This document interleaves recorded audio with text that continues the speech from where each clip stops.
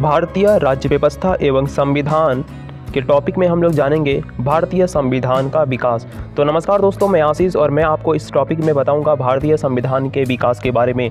तो यह कंटेंट आप सभी के लिए इंपॉर्टेंट है क्योंकि दोस्तों यह टॉपिक एग्जाम के लिए बहुत ही हेल्पफुल होगा। तो चलिए बिना देर ना करते वीडियो शुरू करते हैं और देखते हैं भारतीय संविधान के विकास के बारे में। संविधान शब्द की उत्पत्ति लैटिन शब्द कॉन्स्टिट्यूटरे से हुई है। कॉन्स्टिट्यूटरे से हुई है जिसका अर्थ होता है प्रबंधन करना, व्यवस्था करना या आयोजन करना होता है। उसके बाद 1895 ईस्वी में बाल गंगाधर तिलक ने स्वराज विधेयक का प्रारूप प्रस्तुत किया। 1895 ईस्वी में कौन? बाल गंगाधर तिलक ने। उसके बाद 1922 ईस्वी में महात्मा गांधी और जवाहरलाल नेहरू 1934 ईस्वी में संविधान के निर्माण के लिए संविधान सभा के गठन की मांग की। कौन? महात्मा गांधी और जवाहरलाल नेहरू ने। महात्मा गांधी 1922 और जवाहरलाल नेहरू 1934 में संविधान के निर्माण के लिए संविधान सभा के गठन की मांग की। भारतीय संविधान के ऐतिहासिक विकास का काल 1600 ईस्वी से प्रारंभ होता है। भारतीय संविधान के ऐतिहासिक विकास का काल 1600 ईस्वी से प्रारंभ होता है और इसी वर्ष अप्रोक्स 1608 ईस्वी में ईस्ट इंडिया कंपनी की स्थापना हुई थी और इसी वर्ष इंग्लैंड में ईस्ट इंडिया कंपनी की स्थापना हुई। और ईस्ट इंडिया कंपनी की स्थापना दोस्तों एक चार्टर एक्ट के द्वारा की गई थी। ईस्ट इंडिया कंपनी की स्थापना और कंपनी के प्रबंधन की जो समस्त शक्ति होती है वो गवर्नर तथा 24 सदस्य परिषद में निहित थी। 24 सदस्य परिषद में निहित थी, एक गवर्नर और 24 सदस्य परिषद में। उसके बाद आता है 1726 का चार्टर एक्ट। 1726 का चार्टर एक्ट में कलकत्ता, बम्बई और मद्रास की प्रेसिडेंसियों के राज्यपाल एवं उनकी परिषद की विधायी अधिकार प्रदान किया गया। कलकत्ता, बम्बई और मद्रास की प्रेसिडेंसियों के राज्यपाल एवं उनकी परिषद को विधायी अधिकार प्रदान किया गया। और अब तक यह शक्ति कंपनी के बोर्ड ऑफ डायरेक्टर्स में निहित थी। अब तक यह कंपनी की शक्ति होती है, पूरी शक्ति बोर्ड ऑफ डायरेक्टर्स में निहित थी ये। और 1773 का रेगुलेटिंग एक्ट में इस अधिनियम के द्वारा बंगाल के गवर्नर को बंगाल का गवर्नर जनरल पद नाम दिया गया। बंगाल के गवर्नर को बंगाल का गवर्नर जनरल पद नाम दिया गया। और कलकत्ता के गवर्नर को बंगाल, बिहार एवं उड़ीसा, कलकत्ता के गवर्नर जनरल को बंगाल, बिहार एवं उड़ीसा के लिए विधि बनाने का अधिकार दिए गए, विधि बनाने का। और दीवानी अनुदान के फलस्वरूप कंपनी बंगाल, बिहार एवं उड़ीसा प्रांत की वास्तविक शासक बन गई। और इसी एक्ट के द्वारा मतलब 1773 का रेगुलेटिंग एक्ट के द्वारा दीवानी अनुदान के फलस्वरूप कंपनी बंगाल, बिहार, उड़ीसा प्रांत की वास्तविक शासक बन गई। और इसी एक्ट के 1773 का रेगुलेटिंग एक्ट के द्वारा कलकत्ता में एक सुप्रीम कोर्ट की स्थापना की गई। कलकत्ता में 1773 का रेगुलेटिंग एक्ट के द्वारा कलकत्ता में सुप्रीम कोर्ट की स्थापना की गई। और कोर्ट की जो दीवानी फौजदारी होती है वो नौसेना तथा धार्मिक मामलों की सुनवाई एवं फैसले का अधिकार प्राप्त हो गया। और कोर्ट में एक मुख्य न्यायाधीश, कोर्ट में मतलब सुप्रीम कोर्ट में जो कलकत्ता में सुप्रीम कोर्ट की स्थापना की गई उस कोर्ट में एक मुख्य न्यायाधीश और 3 अन्य न्यायाधीश होते थे। 3 अन्य न्यायाधीश थे। तो प्रथम मुख्य न्यायाधीश सर एलिजा इम्पे थे। और जो 3 अन्य न्यायाधीश की बात किए उसमें चैम्बर्स, लिमेस्टर और हाइट थे। ये महत्वपूर्ण है। और इसके माध्यम से ब्रिटिश सरकार को कोर्ट ऑफ डायरेक्टर्स के माध्यम से कंपनी पर नियंत्रण सशक्त हो गया। इसके माध्यम से ब्रिटिश सरकार को। और राजस्व, नागरिक और सैन्य मामलों की जानकारी ब्रिटिश सरकार को देना आवश्यक कर दिया गया। और उसके बाद इफेक्ट है प्रथम गवर्नर जनरल। 1773 का रेगुलेटिंग एक्ट में प्रथम गवर्नर जनरल कौन थे? तो याद रखिएगा, वारेन हेस्टिंग थे प्रथम गवर्नर जनरल। उसके बाद आता है Pitt's India act 1784। Pitt's India act 1784 में कुछ महत्वपूर्ण फैक्ट है। पिट्स इंडिया एक्ट को एक्ट ऑफ सेटलमेंट के नाम से भी जाना जाता है। एक्ट ऑफ सेटलमेंट के नाम से कौन से एक्ट को भी जाना जाता है? तो पिट्स इंडिया एक्ट को 1784 जो है वो एक्ट ऑफ सेटलमेंट के नाम से भी जाना जाता है। और राजनीतिक मामलों के प्रबंधन के लिए दोस्तों बोर्ड ऑफ कंट्रोल मतलब नियंत्रण बोर्ड का गठन किया गया द्वारा मतलब पिट्स इंडिया एक्ट 1784 के द्वारा द्वैत शासन की व्यवस्था का। उसके बाद आता है रेगुलेटिंग एक्ट की फैक्ट है। रेगुलेटिंग एक्ट की विसंगतियों, ब्रिटिश शासन का कंपनी पर अपूर्ण नियंत्रण तथा भारत में कंपनी के कुशासन तथा उसके कर्मचारियों द्वारा किए जा रहे अन्याय को आदि को दूर करने के लिए इस अधिनियम को लाया गया था। पिट्स इंडिया एक्ट 1784 को अधिनियम को लाया गया और व्यापारिक मामलों के लिए कोर्ट ऑफ डायरेक्टर्स के पद बनाए गए। 1813 का चार्टर एक्ट, 1813 का चार्टर एक्ट में ये तो इसमें होता है 1813 का चार्टर एक्ट में कंपनी के द्वारा कंपनी के भारतीय व्यापार के लिए एकाधिकार को समाप्त कर दिया गया। कंपनी के भारतीय व्यापार के एकाधिकार को समाप्त कर दिया गया, किंतु उसे चीन के साथ व्यापार एवं पूर्वी देशों के साथ चाय के व्यापार के संबंध में 20 वर्षों के लिए एकाधिकार प्राप्त रहा और कंपनी के एकाधिकार पत्र को 20 वर्षों के लिए बढ़ा दिया गया। तो चीन के साथ व्यापार एवं पूर्वी देशों के साथ चाय के व्यापार के संबंध में इस राजलेख द्वारा सबसे महत्वपूर्ण जो कार्य था वो कलकत्ता, बम्बई और मद्रास की सरकारों द्वारा बनाई गई विधियों का ब्रिटिश संसद द्वारा अनुमोदन अनिवार्य कर दिया गया। 1833 का चार्टर एक्ट, तो इसके द्वारा कंपनी के व्यापारिक एकाधिकार पूर्णतः समाप्त कर दिए गए। इस अधिनियम के द्वारा देश में एक केंद्रीय शासन प्रणाली की शुरुआत हुई। 1833 का चार्टर एक्ट में इस अधिनियम में 1833 चार्टर एक्ट के द्वारा देश में एक केंद्रीय शासन प्रणाली की शुरुआत हुई और बंगाल के गवर्नर जनरल थे उसे संपूर्ण भारत का गवर्नर जनरल बना दिया गया, भारत के गवर्नर जनरल को। और गवर्नर जनरल की परिषद में एक और सदस्य की नियुक्ति हुई जिसे विधि सदस्य कहा जाता था। तो गवर्नर जनरल की परिषद में एक और सदस्य की नियुक्ति हुई जिसे विधि सदस्य कहा जाता था। 33 के चार्टर एक्ट के परिणाम स्वरूप प्रथम विधि आयोग की स्थापना हुई 1833 का चार्टर एक्ट के द्वारा। और सर्वप्रथम मैकाले को विधि सदस्य के रूप में गवर्नर जनरल की परिषद में सम्मिलित किया गया और कंपनी के चीन से व्यापार तथा चाय संबंधी व्यापार के एकाधिकार को समाप्त कर दिया गया। कौन से एक्ट के द्वारा? तो 1833 का चार्टर एक्ट के द्वारा इसे समाप्त कर दिया गया।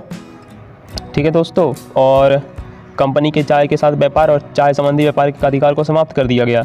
इसके अंतर्गत पहले बनाए गए कानूनों को नियामक कानून कहा गया और नए कानूनों के अंतर्गत बने कानूनों को एक्ट या अधिनियम कहा गया।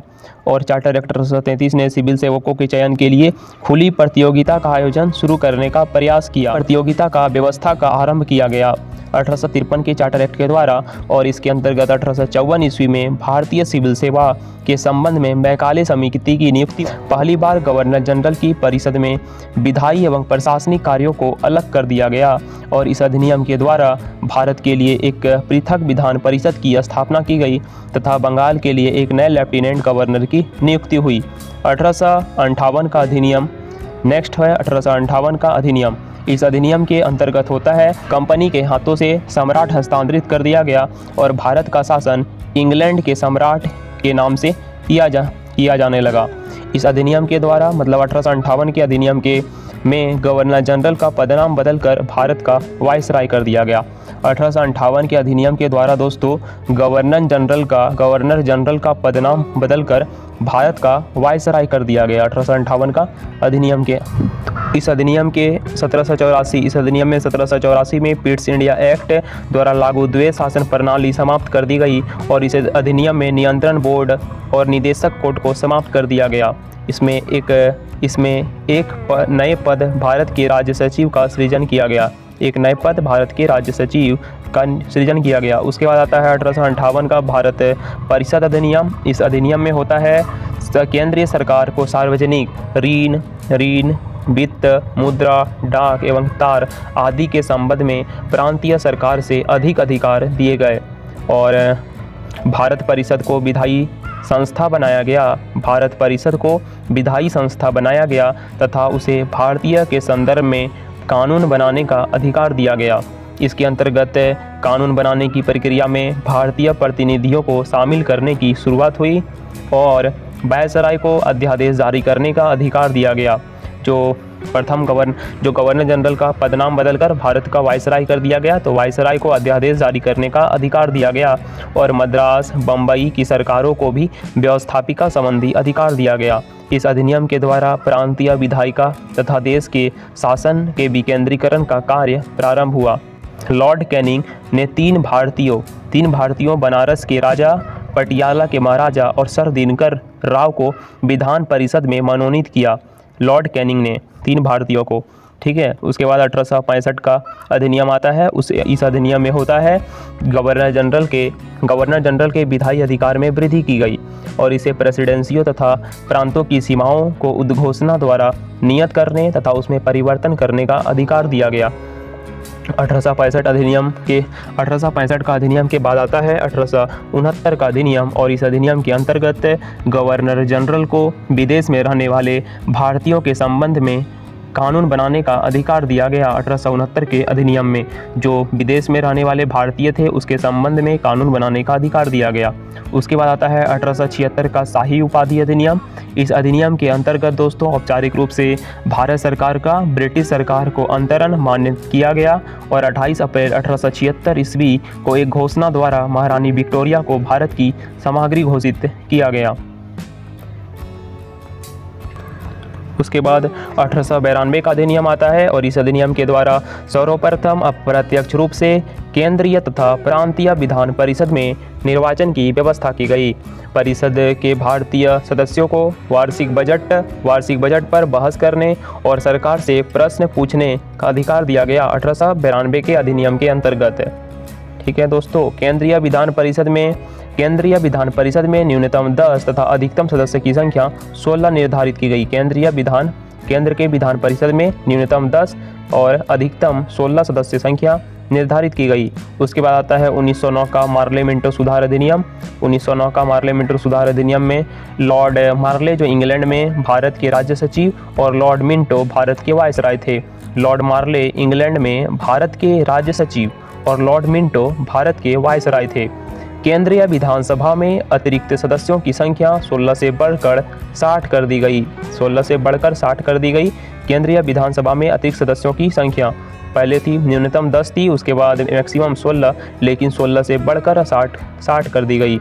और इसमें 32 गैर सरकारी सदस्यों में से 27 सदस्य निर्वाचित होते थे, जिनमें 15 सदस्य मनोनीत होते थे। और सांप्रदायिक प्रतिनिधित्व का प्रावधान इस अधिनियम की मुख्य विशेषता थी। इसी कारण लॉर्ड मिंटो को सांप्रदायिकत्व प्रतिनिधित्व का पिता कहा जाता है। लॉर्ड मिंटो को याद रखिएगा, सांप्रदायिकता प्रतिनिधित्व का पिता कहा जाता है। और इस अधिनियम के अंतर्गत पहली बार किसी भारतीय को वायसराय और गवर्नर की कार्य परिषद के साथ एसोसिएशन बनाने का प्रावधान किया। इसके अंतर्गत presidential corporation, chambers of commerce, विश्वविद्यालय और जमींदारों के लिए अलग प्रतिनिधित्व का प्रावधान किया गया। 1919 का भारत सरकार अधिनियम। 1919 का भारत सरकार अधिनियम में भारत में द्वैध शासन प्रणाली की स्थापना की गई। केंद्रीय में द्विसाधनात्मक विधायिका की व्यवस्था की गई और इसके अंतर्गत प्रथम राज्य परिषद तथा द्वितीय केंद्रीय विधानसभा की स्थापना की गई। राज्य परिषद में सदस्यों की संख्या 60 तथा केंद्रीय विधानसभा में सदस्यों की संख्या 145 थी, जिसमें 104 निर्वाचित तथा 41 मनोनीत किए जाते थे। सर्वप्रथम अप्रत्यक्ष रूप से विधायिका के सदस्यों का चुनाव प्रावधान किया गया, जो कि प्रांतीय विधान परिषदों के संदर्भ में था। इसके अंतर्गत प्रांतों का विधान परिषद का गठन किया गया। दोस्तों, मॉन्टेग्यू-चेम्सफोर्ड सुधार द्वारा भारत में पहली बार महिलाओं को वोट का अधिकार मिला। मॉन्टेग्यू-चेम्सफोर्ड सुधार के द्वारा भारत में पहली बार इसमें लोकसभा आयोग का गठन किया गया और 1926 ईस्वी में सिविल सेवकों की भर्ती के लिए केंद्रीय लोक सेवा का आयोग का गठन किया गया। 1927 में साइमन आयोग आया और आरक्षित विषयों का प्रशासन गवर्नर और उसकी कार्यकारी परिषद के माध्यम से किया जाना था, जबकि हस्तांतरित विषय का प्रशासन गवर्नर द्वारा विधान परिषद में प्रति उत्तरदायी मंत्रियों की सहायता से किया जाना था।